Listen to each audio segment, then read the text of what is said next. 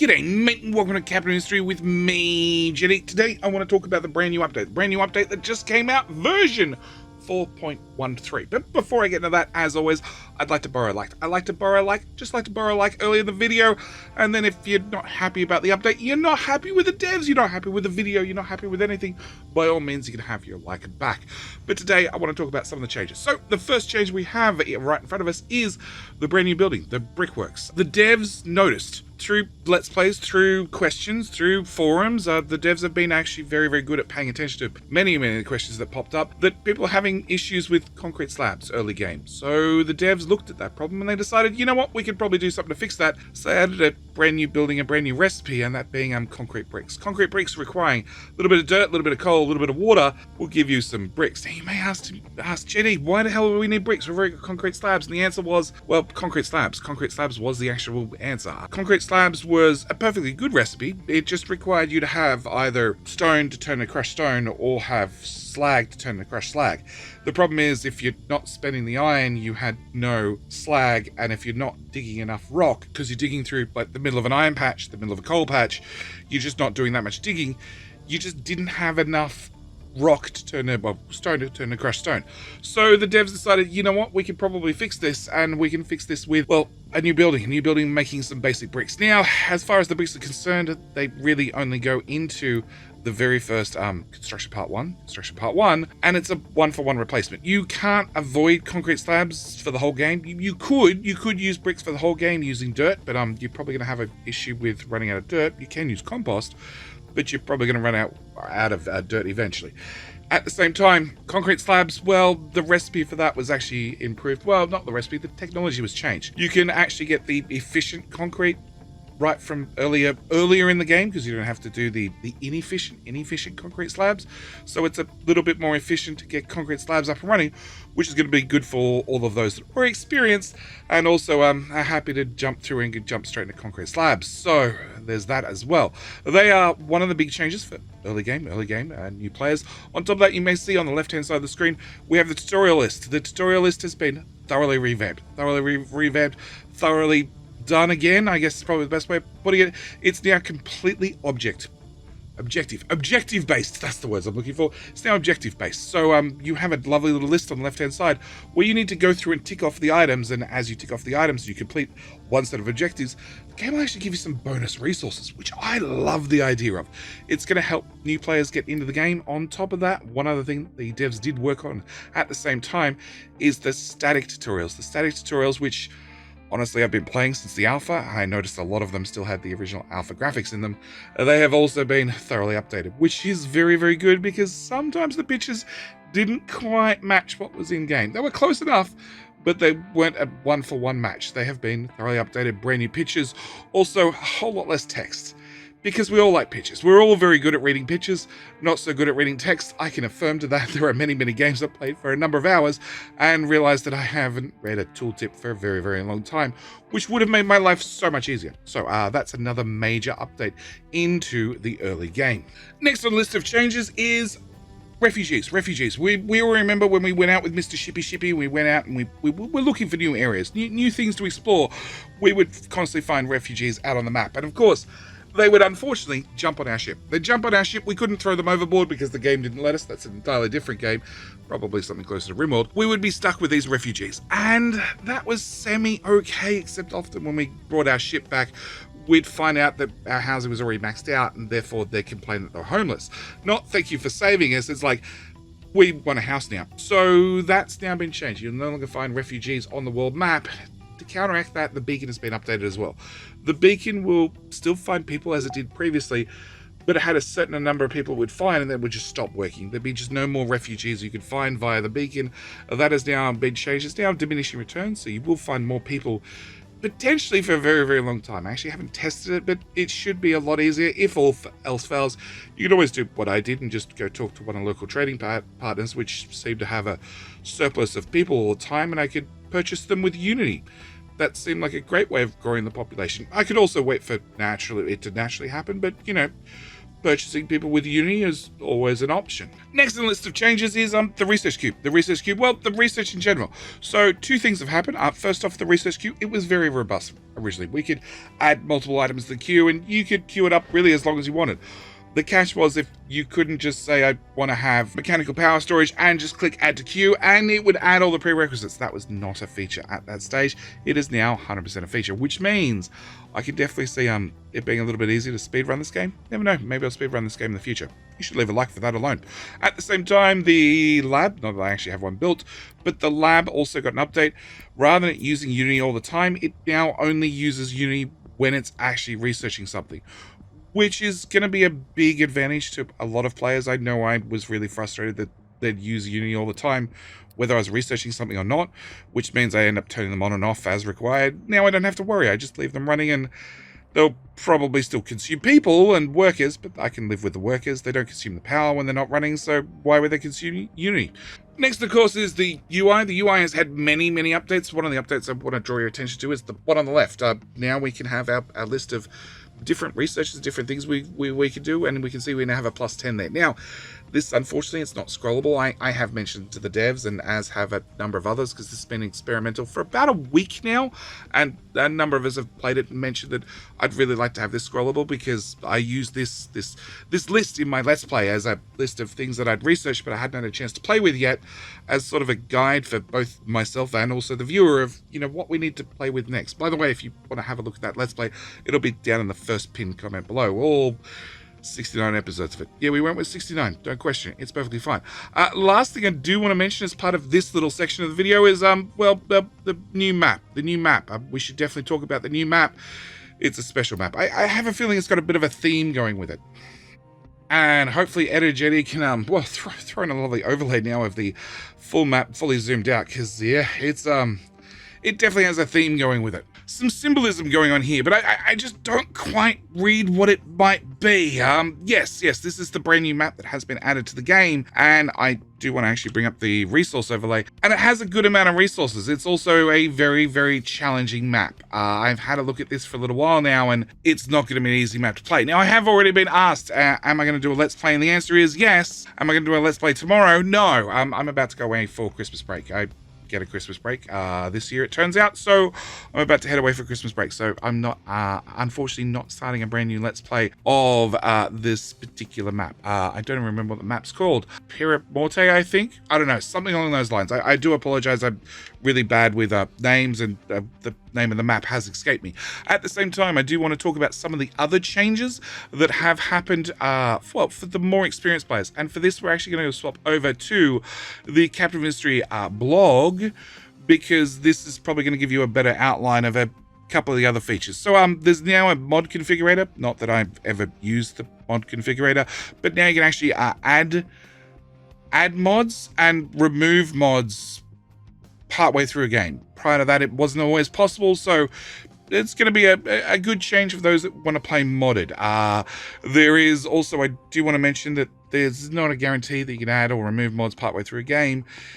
If it breaks, it might be due to the mod creator. So, take that under consideration. Okay. We've also had further optimizations of transport pillar rendering. Yes, we have had more optimizations of the game, which is very good for me. Also, the devs have hired a dedicated person to do optimizations, which I am very much a fan of. At the same time, I have bought a brand new PC, which gives me even more performance to play with. So it means our next map should be more extreme than the previous map, which I cannot wait for. We also have refugees, which I've spoken about. We have transport connectors. Transport connectors now balance, whereas previously they'd be used as like a priority input, which is, well, much more how people expect them to react. But I do know a lot of people that were using them potentially as a priority input balancer, I guess, which means that there's probably a good chance that their saves are now need to have another look at. Yes. Transport connectors always had a problem previously that if you were trying to put them in between two buildings that had a connector or had a connection on them each, you could do it in reverse. That has now been fixed. They'll now work properly. Also, I do want to mention the statue of maintenance. This is a very big change. They used to have a flat maintenance reduction of 5%. That's now been reduced to 4%. This is when we insert the tears. The tears and the crying, because maintenance sucks. But the devs have also changed that, so each additional statue gives you, well, 50% reduction of the previous statue. So we go from 5% to 4%, but if you get a second statue, that'll give you an extra 2%. Third statue will give you an extra 1%. The next statue will give you half. The next one a quarter. The next one an eighth. So on and so forth down the list. We're going to have to do a test to find out whether we can actually get to 8% total maintenance reduction with many statues. But that's a experiment for another time. Also do want to mention that entities with mechanical shafts can now be flipped, which they couldn't previously, which now means you can make completely mirrored power plants. Also means if you take two shafts that are rotating in opposite directions and slam them together, there's a good chance bad things will happen, but you'll have to find that out for yourself. The research queue we've mentioned. Oh, ships have now made a little bit smarter, so now they don't retreat. This is a perfect example of when your ship decides to give up. Technically, it was definitely winning this, as the enemy ship had 5 hit points and our shippy had 960. But our shippy decided it had enough and it ran away because it reached that threshold where it was time to give up. Yeah, that was sad. That's sad. It's now been fixed, which means I know a lot of people had issues when they got to a battle score of about 610-ish, and my only answer was, look, you're just going to have to go out and do fights. Sometimes you win, sometimes you lose. You now should win all of them without a problem. Recycling of gold was only returning 1/3 of the gold. That has now been fixed as well, which means I am definitely ready to be the richest captain in the seas. Yes. Another thing I want to mention. Oh, berry pipes. Berry pipes now should not get destroyed. Should. Yes, it's still a bad idea. You shouldn't bury pipes, but that is entirely up to you. We also need to mention the mass upgrade tool. I think we should go look at that. All right, here we have a random, I have no idea, save from my Let's Play. And down here in the bottom left, we now have an upgrade tool. If I was to click this and drag this over a section of my map, we can see every single belt that I touch has been highlighted from start to end, which is maybe not what you want. Maybe I don't want to upgrade this giant belt that goes all the way over the left, so I can always choose to grab a different area and so on and so forth. But, you know, if I bring up this, we can see I can upgrade all 24 normal pipes to pipe number 2. It's going to cost me 43 parts. Ticky. And wherever those pipes are, they've been marked for upgrade. I don't know where the pipes are.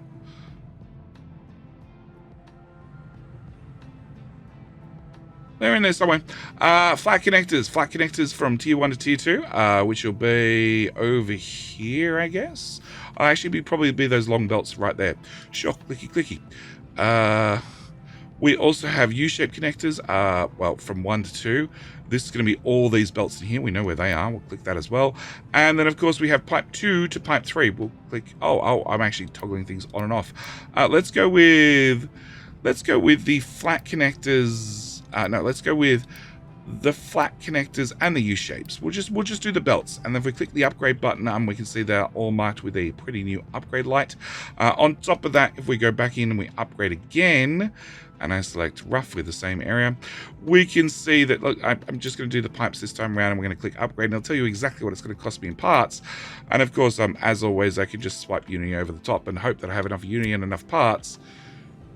I had enough of something, and they all get magically upgraded as always. Oh wow, it all worked perfectly. I had both enough Unity and enough parts.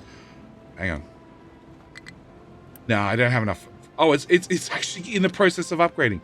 Well, there you go. I was richer than I thought. Anyway, this is how the new upgrade planner works. I am going to ask politely the devs look at a downgrade planner, because there are lots of times when I've picked up the wrong tool or whatever, and I have and this is a prime example right here. I have Mark II belt. I don't need Mark II belt to actually go into these machines. I'd like to downgrade them and get the materials back, because tier 2 parts cost more power. They also cost more materials. So there are definitely going to be times when you want to downgrade things as well. So that's going to be on my request list, but having an upgrade planner is going to make such a difference to my game, because it no longer means going around and clicking individual belts and individual pipes and clicking upgrade one at a time, which is, what's some tier 1s? Yep, tier 1s. This is what we had to do, which was okay, I guess. It was a first implementation, and because I did everything with, well, not waiting for the trucks to do things, but I just spend Uni on them. I just have a whole lot of things that would just run Uni over them and have fixed them bit by bit. But it took time and it was painful compared to clicking this button, swiping over all these little belts here and saying, you know what, I'd upgrade all of them. Yeah, done, great. All right, yep, Uni done. Okay, excellent. Right, next. Okay. So that's been a massive change as well. I do thank you to the devs for this change, because it's going to make my life so much easier. All right, continuing back to the patch notes. We also have mass upgrade, comprehensive checklist tutorial, which we've talked through. The bricks, we did mention the optimization, and as I have also already mentioned that, yes, I've also built a new PC. We're building a new PC, which is one way of optimizing the game. I just buy more performance. We also have trucks and diggers have been a whole lot smarter. When you assign a new truck or a new digger to a mining tower, they're going to choose the closest one rather than picking the one on the other side of the map, which is what happened to be every time. Also, excavators will no longer wander back to the mining tower when they finish digging out an area. This is especially important when you're digging out those 1-2 last tiles, just trying to get to the edge of like an iron patch, a copper patch, a coal patch, whatever it happens to be. You'd be digging these out 1 or 2 tiles at a time, and they'd always come all the way back to the mining tower, which is generally not where you're digging. They'll just sit there when they're finished and just hang out and wait for you to assign another tile or 2.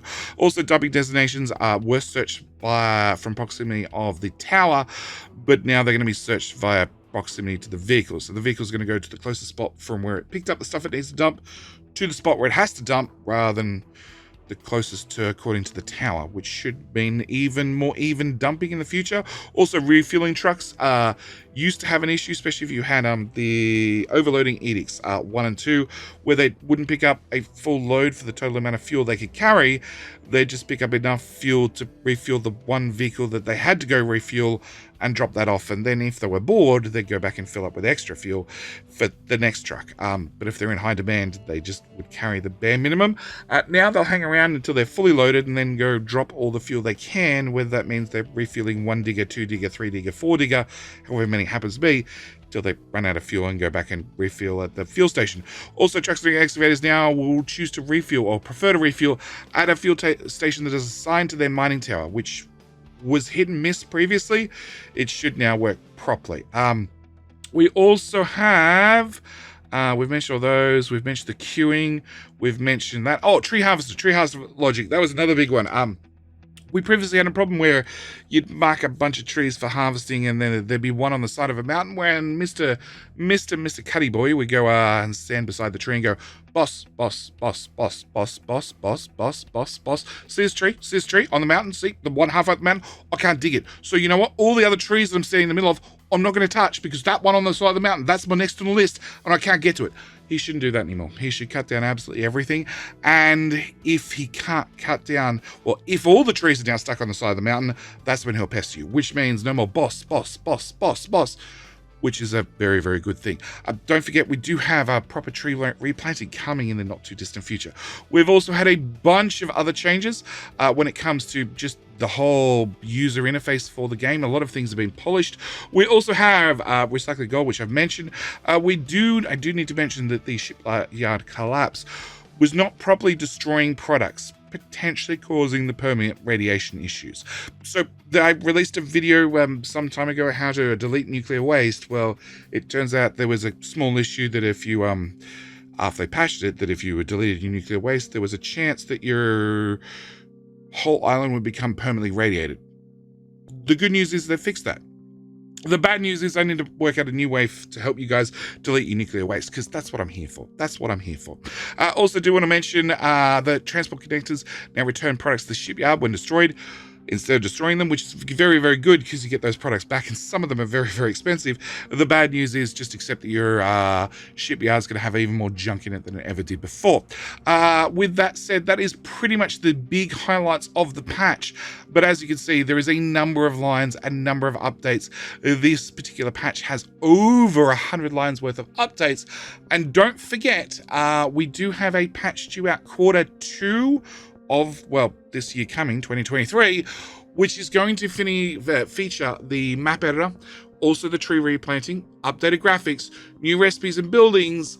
Also, I've just found out about new music, hopefully will be in that patch as well.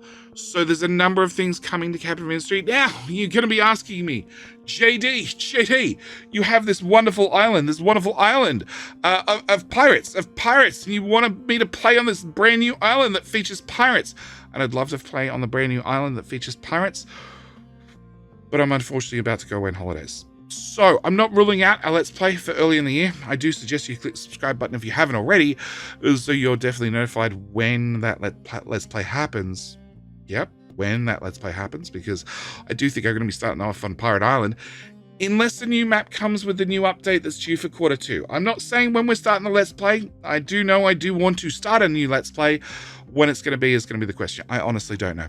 I do know Dyson Sphere has an update due for Q1 in 2023, and Capital Industry has an update for Q2 2023. That seems to go well together, but you never know. Maybe I will get the itch and we'll start the Capital Industry Let's Play a little bit earlier. But with all that said, this is where I'm going to have to end this video. As always, thank you guys so much for watching. Do hope you've enjoyed. And please do me a favor, giant favor.